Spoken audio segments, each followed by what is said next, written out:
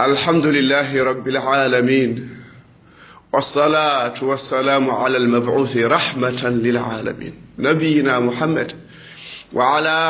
آله وصحبه ومن تبعهم بإحسان إلى يوم الدين بندرابي جولبي تدب موجوبي هرسوبي oɗon keɗo radio tulledu bango oɗon jewtane to yewtere korka jewto ko Ousmane Jammalik Ba oɗon berti noppi mon e ɓerɗe mon nde wonno oɗon jiɗi Qur'an oɗon jiɗi korka oɗon jiɗi njuulu oɗon jokka andam oɗon jiɗi Allah oɗon jiɗi al Mustafa oɗon jiɗani julɓe moƴƴere neɗɗo fof bandiraɓe sehilaɓe koko ɗaɓɓi walla ko gollal ko waawi sa yi neɗɗo sehawire ko cehowo baylo ko tafowo cubballo ko gawowo ɓe mbi noon les élites yimɓe toɓe koko ɗaɓɓi ko ɗaɓɓuɗa fo woni yimɓe ɗaɓɓi ko koode ɓe jetti koode annabi Moussa alayhi salam o ñaagi Allah yo wat Haruna mawni ko annabi Allah waɗi ɗum koko ɗaɓɓi ko annabi Souleymane ñaagima laamu hay goto wonta dañ o laami yimɓe jinneji e ndiwro o dañi ɗum Allah ala ko ronki ɗum ñaɓanen Allah aljanna towɗo o aljanna towɗo o danda en e jeygol o danda en e jeygol golle bandiraɓe sehilaɓe koɗo jofdirteɗo so debbo hoori ha puturɗari yonte o fiilima on ñalawma boni ñalawma o joofade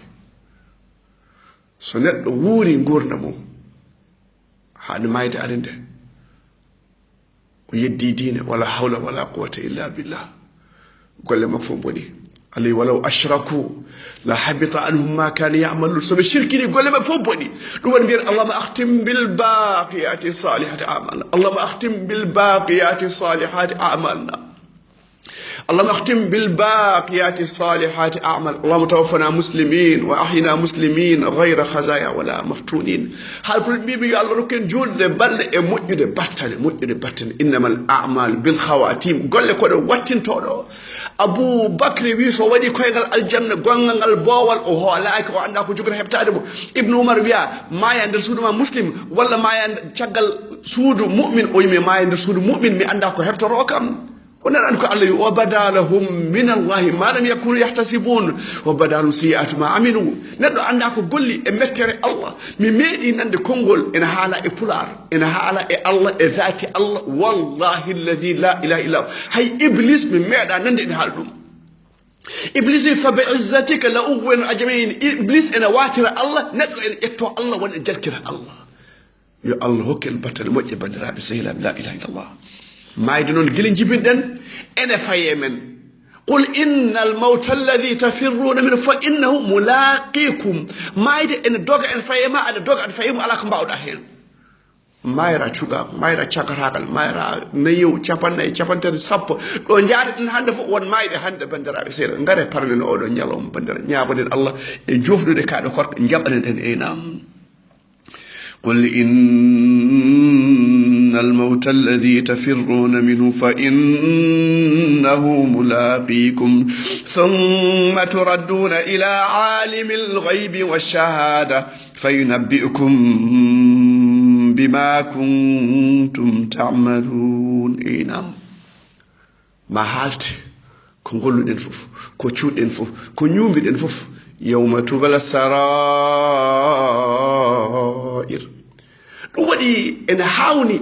neɗɗo nyalle dugdede sabu neɗɗo goɗɗo sabu da'ira goɗɗo sabu groupe goɗɗo sabu ɗari goɗɗo ɗon ƴettodira i an mbaɗa naati aljanna enen kam mbaɗa en naati aljanna en ganda no jufuno foti jogiɗen toon en ganda en jaɓanama en ganda en jaɓanaka والذين يؤتون ما آتوا وقلوبهم وجلة أنهم إلى ربهم راجعون يمن أجد أولا يجيبوا يرسل بيكو يرب سانغر كو فيجو بيولا كو جولو بيشاكي بنجول ترابيه بمبادي هون فوق بكولي بنغاندا سو بنجابنا نوايتو ييمغودن هن كيوغودن هن بدانن هن دewal men Allah ene heewi nyawuji ene heewi nyaw dewal Allah jabirteke ma wona juul wona e sunna kada wadda ikhlas hol biiden eden jogi ikhlas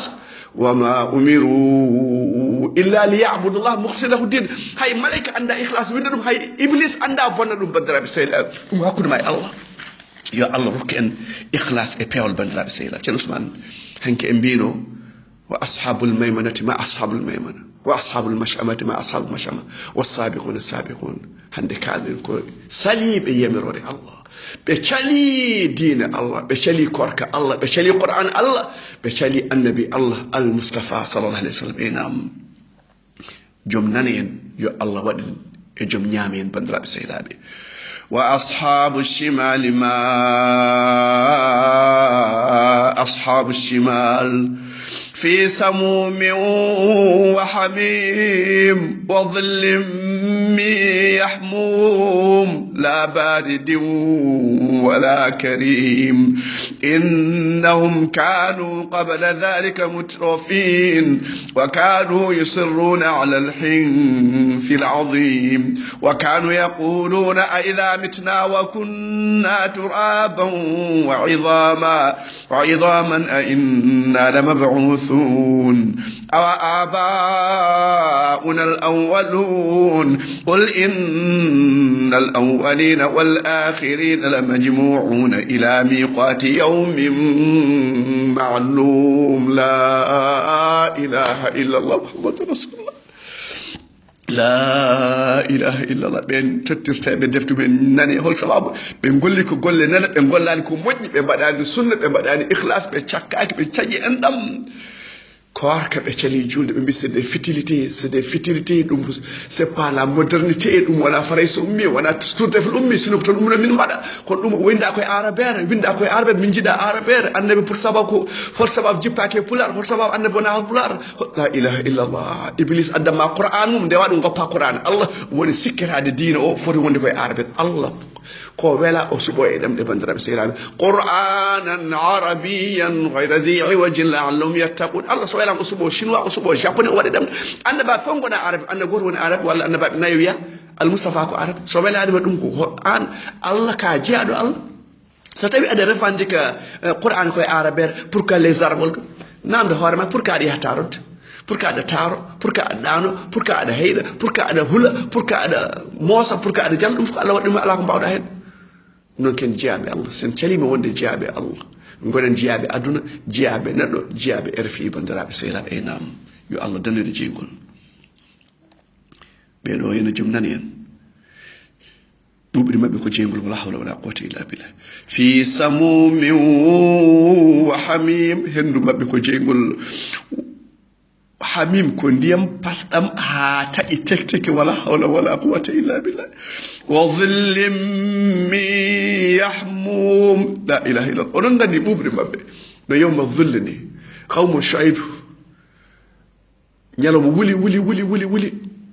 be domdi be ngula be ciakke les duule ngare be ciakke be cik bubri duule de noppiti jeymol ko dum be leftira bandirabe sehila wala hawla wala quwwata illa billah wa dhillim min yahmum ibnu abbas wi ko ciurki jeymol ko hedde ciakkoro bandirabe sehila dum watta suratul mursalat allawi in taliqu ila ma kuntum bihi tukadhibun in taliqu ila dhillin dhi thalath shu'ab la dhalilin wala يغني من اللهب إنها ترمي بشرر كالقصر كأنه جمالة صفر ويل يومئذ للمكذبين payero jengol ko jeddan don ko ndido buubri wadi ko demde wadi ko ciati wadi ko baram lefi bandirabe sehilabe nafara e buubol dandara e lewdu bandirabe sehilabe ene weddo jengol no palejini bandirabe sen no gilole bodejini jedde hen on jeddude Allah waylo wodani mo weno e jengol bandirabe sehilabe la ilaha illa Allah muhammadur rasulullah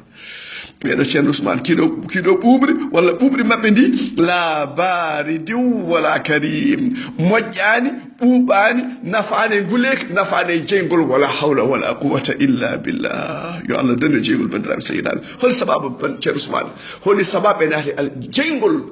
jawdi mabbe homtibe laamu mabbe homtibe galleji mabbe komtibe cellal mabbe homtibe e nam innahum kanu qabla dhalika mutrafin be dañi hunde fo be jeddi kala ko sabe Allah woni yimbe ndesan qarun fir'aun be do fo ubayy be khalaf abu jahl ko jawdi mabbe e position mabbe e statut social mabbe dum wadi be bewde be mbewi dum wadi Allah wi walaw basata Allah rizqa li ibadi la baghu fil ard walakin yunzil bi qadri ma yasha yo Allah dandu en e jawdi bewrode gandal hukuma bewde galle rukuma bewde ƴettuɗa almube jalkita sunna jawoɗa yimɓe mawnikinɗa ayyala sa tampi noon gadda ya talke mbaɗa hen shirku mbaɗa hen bida mbaɗa hen ƴiƴam sa wujji kalis a nanggama e ceerno wallam ɗo hokkam coccorgal avocat nangatakam mi soketake a ñaami ko harmi hajjo ma jaɓetake sadak ma jaɓetake kala ko mbaɗɗa e oɗo kalis jaɓetake sa maayi oppi ɗum caggal ma ɓiɓɓe ma ñaama ɗum aɗa ñawre ɗum on gurɗo ha maayi o pasata ɗo dargue ɗo haw namde jawdi makko hoto dañi e hoto waɗi sagatagal makko e cellal makko ɗum non yiino jawdi daguide dewrɗa ɗum Allah la yastawi alkhabithu wattayib walaw ajabaka kathru alkhabith ko moƴƴi e ko boni fotani ko boni ko so heewi hay so welima hoto suɓo ɗum wonnatama ko lor aduna e lakara ɓiɓɓe ma pijir ɗum te ɓe mbattake barke sababu ɓe ñaami ko daggaki ɓe ɓorni ko daggaki ɓe jangguiri ko daggaki ɓe ɗani ɗo daggaki on duwawum jaɓata gara salatu neɗɗo ɗanno o wiya Allah Allah jawdi makko ne harmi wutti makko ne harmi oto makko ne harmi paɗe makko ne kadi o jabantake duwaw wala hawla wala quwwata illa billah yanam innahum kanu qabla dhalika mutrafin koye welama aduna wonno e nam ko ñamde nde e yarde nde haw yetti Allah o juulani jama o yahani jama on jaani woni yimɓe eɗen gandi ɗumen ko joom kaalisa mbiyata ko patron a yiyata ɗum sona aljuma jiyata ɗum jama walla pummirgal a yiyata ɗum abadan kono eɗen kormi ɗum mo ɗaminɗen kaalis mum kormoɗen ɗum mo ɗaminɗen aduna mum kormoɗen ɗum hayso noon Allah ne hutimo la ilaha illallah inna akramakum inda allahi atqakum hayso ko ñaamo yimɓe ɓuri teddude yimɓe ɓurɗo hulde Allah ngare jooɓoɗen kulal Allah koto Allah paaɗen mayde noon yeeso men bandiraɓe sehilaɓe e nam wa kanu yusirruna ala alhinthi alazim eɓe insistanno eɓe mbaɗatno shirku te eɓe ñiiɓi hen bandiraɓe seeɗa ɓe tubanani ɗum bandiraɓe sehilaɓe wa kanu yaqulun ɓe mbiyatno ko mbiyete c'est pas possible ɓen kadi ɗum guuran est ce que ma yimɓe ummoto après gara siraɗe après gara pesirde après balance après fittanu ma yino non so yimɓe mayi tan gasi quoi mais ça c'est des futilités ah non vous n'êtes pas des intellectuels on pamani quoi et puis ça c'est démodé ɗum ɓenni ça fait 14 siècles de Qur'an haala non c'est pas ça ndeysaan so ceerno makko Champs-Élysées haalino o sujja so waɗi faute e français o sujjan ɗum qabla salam e ba'da salam o heɓɓito ɗum wala hawla wala quwwata illa billah e nam aduna funti en tuntama koto fof ko maayo ngare parnen mayde bandiraɓe sehlam e nam وكانوا يقولون أئذا متنا وكنا ترابا وعظاما أئنا لمبعوثون أو آباؤنا الأولين إنه ancêtres est-ce que ɓeɗo fof ma ummoto yimɓe fof ma ummito gila adama ha batde taguede yimɓe fof daro yeeso Allah cot hay goto bonnaki comci idoto ɓonnata comci ko Ibrahima Khalilur Rahman yummen Aisha Rasulullah rewɓe e worɓe des amis des amettes yummiraɓe babiraɓe esiraɓe keyniraɓe gurfon ƴeewa goɗɗo o yiya Aisha hay goto ƴewata goɗɗo o ceerno ma dogma bilejo ma dogma yumma dogma annabi ma wima kañum hoorema adama wi hooreme Isa wi hoorem Ibrahima wi hoorem al Mustafa sallah sallam wiye tefaneɗa ñaako dokkeɗa ɗum noon yiɗmo hande sukkoye makko hande mbale janggo o tefanma bandiraɓe sehil Abou Hurairata wi ya Rasulullah hol naftorto tefande ma o wi Abou Hurairata mi sikkano goɗɗo namdoma ko wona an saabu yiddema gandal o wi biɗo la ilaha illallah omo gonɗino ma naftor tefande al Mustafa o tefana en bandiraɓe janggo ɗum noon garen jiɗanmo korsinen ñamtinan bandiraɓe julɓe e nam yawma yajma'u Allahu rusul inam yim fo ndengiti dhalika yawmun majmu'un lahu an-nas wa dhalika yawmun mashhud wa ma nu'akhiruhu illa li ajalin ma'dud yawma ya'ti la takallamu nafsun illa bi idhni faminhum shaqiyyun wa sa'id o do ñalom hay gor haalta sonamo Allah yamir ɓe ko malaɓe ɓe ko malkisaɓe yo Allah waɗen e malaɓe ƴettiden defte men ñaame bandiraɓe sehilaɓe mbiyeɗen hollo udkhuluha bisalam naati aljanna e kisal mbiyeɗen nuzulan hadha yawmukum alladhi kuntum tu'adun e Allah ya rahman ya rahim ya zal jalal ikram allahumma tawaffana muslimin wa ahyina muslimin ghayra khazaya wala maftunin allahumma inna na'udhuka minan nar wa ma qarraba ilayha min qawlin wa amal allahumma inna nas'aluka aljanna wa ma qarraba ilayha min qawlin aw amal wa na'udhu bika minan nar wa ma qarraba ilayha min qawlin wa amal اللهم اعتق رقابنا من النار ورقاب آبائنا وأمهاتنا وأزواجنا وذرياتنا بجودك وكرمك يا أكرم الأكرمين يا حي يا قيوم يا ذا الجلال والإكرام. اللهم طهر قلوبنا من النفاق، اللهم طهر قلوبنا من النفاق، اللهم طهر قلوبنا من النفاق، وأعمالنا من الرياء، وألسنتنا من الكذب، وأعيننا من الخيانة. يا حي يا قيوم برحمتك نستغيث، يا حي يا قيوم برحمتك نستغيث. سبحان ربك رب العزة عما يصفون، وسلام على المرسلين، الحمد لله رب العالمين.